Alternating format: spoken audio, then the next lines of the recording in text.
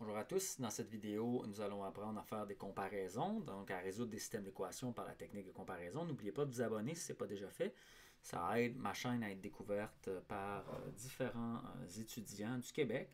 Donc, commençons sans tarder. La comparaison, dans le fond, c'est une technique qu'on va utiliser lorsqu'on a deux équations qui sont sous forme canonique. Donc, on va avoir par exemple y1 égale a1x plus b1, puis on va avoir y2 égale A2x plus B2.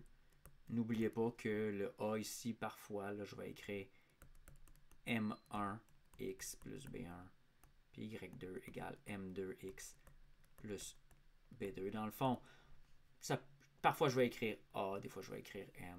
Ne vous en faites pas avec ça. Donc, si on a deux équations qui sont sous forme canonique, donc exemple numéro 1, si on avait 2x plus 3 égale y, puis si on avait y égale moins x moins 1, ben là on a deux équations qui sont sous forme canonique. Et puis dans ce cas-là, ben, on peut dire ça va être y1, ça va être y2, et puis la comparaison consiste à égaliser les deux y. Donc à dire y1 égale y2. Pourquoi est-ce qu'on fait ça? C'est parce que dans le plan cartésien, faut que je pose la question, ces deux droites-là, ça serait quoi leur position relative? Hein? J'ai une vidéo que j'ai fait ici, position relative des droites, hein? Soit qu'elles sont séquentes, soit qu'elles sont parallèles, ou soit qu'elles sont confondues. Donc ça doit être instantané. Lorsqu'on regarde un système d'équations, on doit être capable facilement de dire, vous voyez, le premier système, son ordonnée à l'origine, ça serait 3, et puis sa pente, c'est 2. Donc il y a l'air de ça. Et le deuxième système, son ordonnée à l'origine, c'est moins 1, et sa pente, c'est moins x. Donc, il y aurait l'air de ça. Et on voit qu'on a un point de rencontre là, qui a l'air d'être à gauche de l'axe des y, hein, dans les x négatifs, et qui a l'air d'être proche de l'axe des abscisses, hein, l'axe des x qu'on appelle l'axe des abscisses. Donc, on devrait trouver un ordonnée à l'origine dans un abscisse à l'origine, un point de rencontre pour ces deux droites-là, qui serait à gauche de l'axe des Y. Et donc, une fois qu'on a ça, on voit que ces deux droites-là ne sont pas parallèles, on voit que ces deux droites-là sont séquentes, et on s'attend à trouver un seul point de rencontre, donc une solution pour le système d'équations. Donc ça, je vous dirais que c'est la première étape. Lorsqu'on veut résoudre des systèmes d'équations, on veut d'abord être capable de prévisualiser, est-ce qu'on a une solution, aucune solution ou une infinité de solutions? Puis on veut aussi être capable de visualiser quelle est la position relative de nos droites. Hein, dans ce cas-là, les droites seraient séquentes. Une fois qu'on est conscient de ça, là, on peut regarder, OK, j'ai deux équations sous forme canonique, donc je vais faire une comparaison. Et la comparaison consiste à égaliser les Y. Bon, pourquoi est-ce qu'on égalise les Y? Pourquoi ça fonctionne, cette technique-là? Ben, puisqu'on sait que les deux droites vont se croiser en un seul endroit, on cherche l'endroit où le Y et le X sont les mêmes. Et donc, en partant de cette hypothèse où on cherche le point où le X et le Y sont les mêmes, hein, le point de rencontre, ben on se dit, puisque je cherche ce point-là où X et Y sont égaux, je vais partir de l'hypothèse que je vais égaliser les Y, puis ça devrait me donner l'endroit où X est le même. OK? Donc, c'est ce qu'on fait. On va aller remplacer y1 par sa valeur, 2x plus 3, et on va aller remplacer y2 par sa valeur, moins x moins 1. Puis, on va ensuite faire les règles d'algèbre. Je vais envoyer mes x à gauche. Plus x, ça va donner 3x à gauche. Moins 3, ça va donner moins 4 à droite. Je vais diviser par 3, moins 4 sur 3 pour x. Je le fais assez vite là, parce qu'on est rendu quand même en secondaire 4. Ces règles-là, là, c'est supposé de rouler rendu à cet âge-là. Okay? Donc, x, c'est moins 4 tiers. Et puis par la suite, je vais aller prendre ce x-là. Et je vais aller le remplacer dans mes deux équations. Puis je vais effectuer ce qu'on appelle une vérification. Non seulement ça va me permettre de trouver ma valeur de y, mais ça va me permettre aussi de vérifier si j'ai la bonne valeur de y. C'est-à-dire que si j'ai trouvé le bon x ici, je devrais trouver la même valeur de y pour les deux équations. Puis si c'est le cas, c'est parce que j'ai bon. J'ai aucune chance de me tromper si je trouve le même y dans les deux équations. Donc je vais aller prendre la première équation, y1 égale 2x plus 3. Je vais aller remplacer le x par mon moins 4 tiers. Puis je vais trouver moins 8 sur 3 plus 9 sur 3. Puis je trouve 1 sur 3, c'est y1. Donc, je viens déjà de trouver la valeur de y, mais je ne sais pas si c'est la bonne encore.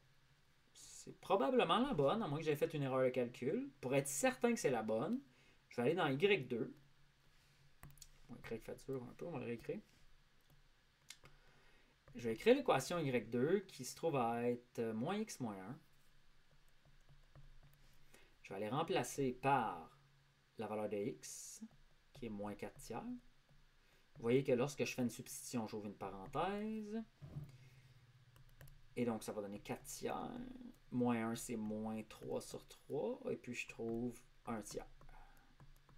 Et puis là, vous pouvez voir que j'ai trouvé la même valeur de y en substituant le x que j'avais trouvé dans l'équation y1 et dans l'équation y2. Puisque j'ai trouvé exactement la même valeur, j'ai ma confirmation que le x que j'avais trouvé était le bon. Et donc, que je n'ai pas fait d'erreur de calcul. Et le point de solution, le point en rouge ici, va être moins 4 tiers, 1 tiers. Moins 4 tiers vient de la valeur de x que j'avais trouvée ici. Et le 1 tiers, c'est la valeur de y qu'on a trouvée en bas.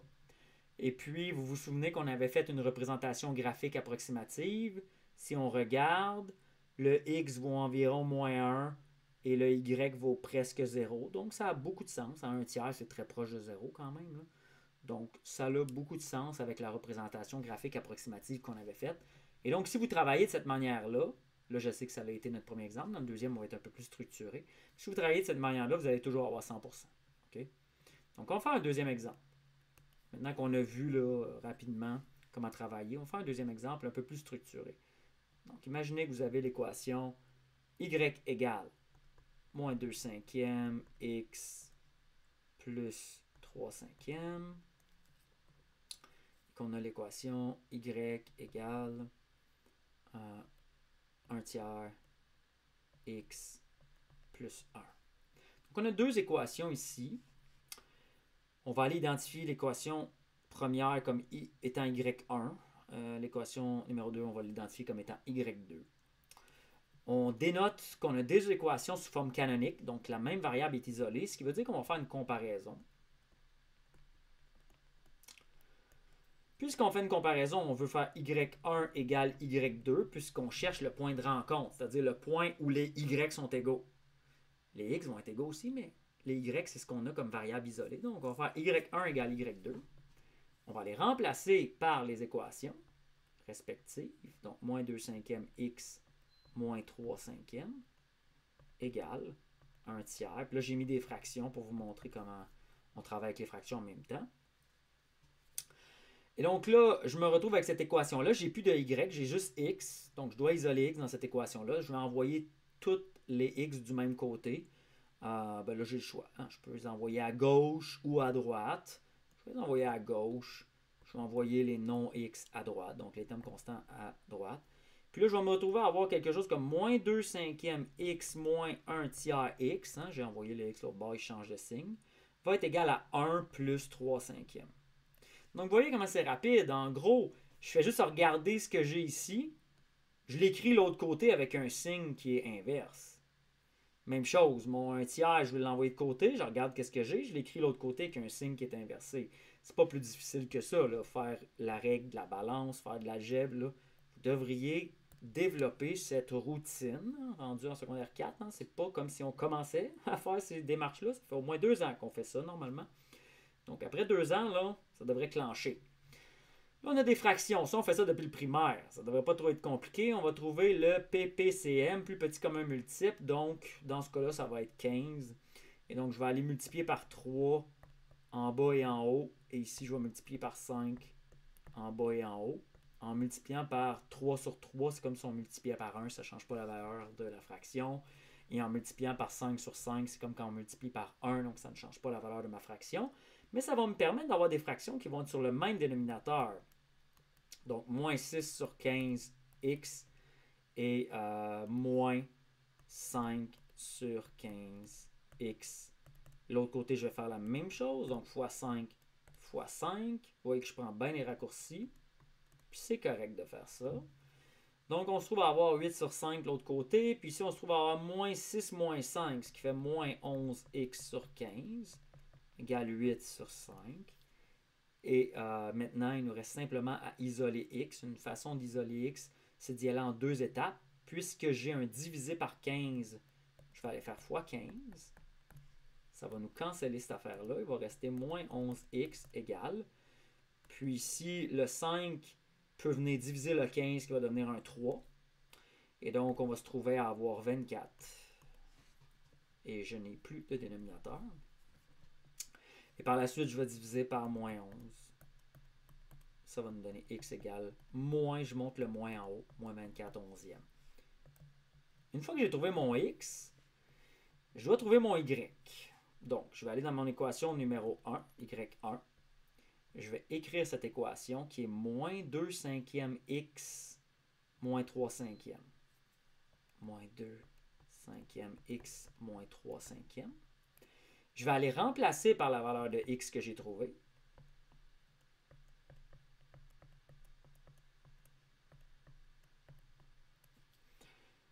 Je vais effectuer la multiplication. Okay, donc en haut, je multiplie, les moins se cancellent. Ça fait 48. En bas, je multiplie, il n'y a pas de moins, donc ça fait 55. Et je vais multiplier par 11 en bas et en haut cette fraction pour la mettre sur 55 aussi. Donc je vous revise tout en même temps. Et puis, vous devriez trouver quelque chose comme 15 sur 55. Et puis, si vous réduisez cette fraction-là en divisant par 5, en haut et en bas, vous allez trouver 3 sur 11. Ce qui voudrait dire que notre Y1, ce serait 3 sur 11. Si on veut être certain qu'on a bon, on doit aller dans Y2. Y2, c'était l'équation 1 tiers x plus 1.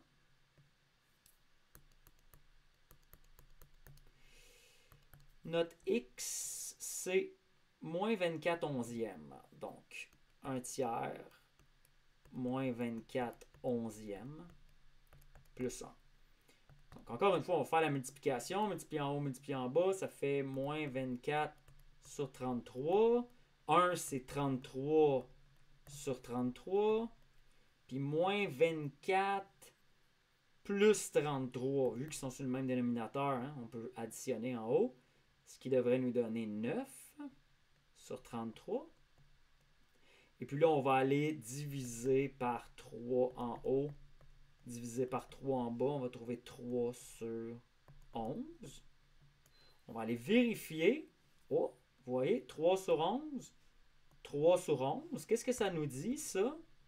Puisque je trouve exactement la même valeur de y, ça veut dire que c'est certain qu'il n'y a pas d'erreur. Ça veut dire qu'on a bon.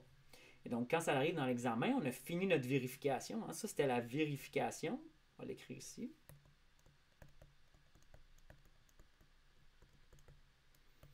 Donc, lorsqu'on trouve la même valeur, on a 100% à notre examen. Il ne faut pas oublier de donner notre réponse. Puis notre réponse va être exprimée sous forme d'un point XY. Le Y, c'est 3 sur 11. Et le X, c'est moins 24 sur 11. Donc, lorsqu'on résout un système d'équations, n'oubliez pas que la réponse, c'est le point de solution. Et dans cet exemple-là, j'ai été un petit peu rapidement, mais n'oubliez pas que normalement, on fait une esquisse graphique. Et là, on dit, OK, ma première droite, c'est une ordonnée à l'origine de moins 3 cinquièmes. Disons qu'on fait des bonds de 1, là. OK? Si j'ai ma première droite, mon ordonnée à l'origine, c'est moins 3 cinquièmes. Ça veut dire qu'elle passe à peu près par ici. Son taux de variation, c'est moins 2 cinquièmes. Donc, tu sais, elle ne descend pas vite, puis elle est négative. Et ma deuxième droite, son ordonnée à l'origine, c'est 1. Et sa pente, c'est 1/3. Donc, évidemment, elle ne monte pas très vite non plus. Ça ressemble à ça. Puis on s'attend à trouver une solution. Tu sais, je le fais, c'est une esquisse. Hein? C'est très rapide. Ce n'est pas un graphique, disons, qui est évalué. C'est une esquisse rapide. Je m'attends à trouver un point de rencontre qui serait à gauche de l'axe des Y et qui serait proche de l'axe des abscisses. Donc, proche de Y égale 0. Et si je regarde ça, eh bien, je trouve Y égale 3/11e. C'est très proche de 0. Et je trouve environ -2 comme X. Puis c'est à peu près ça, regardez. -1, -2. Donc mon esquisse est tout le temps très bonne. Et je trouve qu'avec mon esquisse, les résultats que j'ai trouvés sont très, très plausibles. Donc c'est la façon que je vous recommande de toujours résoudre des systèmes d'équations. On commence par une esquisse graphique, on fait notre algèbre et on fait notre vérification. Et donc on n'aura jamais de problème de cette façon. Les trois étapes, dans le fond, sont la comparaison. Hein, on pourrait dire la comparaison, c'était comme notre étape numéro 1. OK? C'est notre étape numéro 1. Comparaison. Notre étape numéro 2, c'est qu'on va aller isoler Y. Ça, c'est notre étape numéro 2. On isole Y. Puis notre étape numéro 3, c'est notre vérification. C'est toujours en 3 étapes. Au début, on résout le système d'équations. Ça nous permet d'isoler X. Le fait de résoudre le système d'équations nous permet d'isoler X.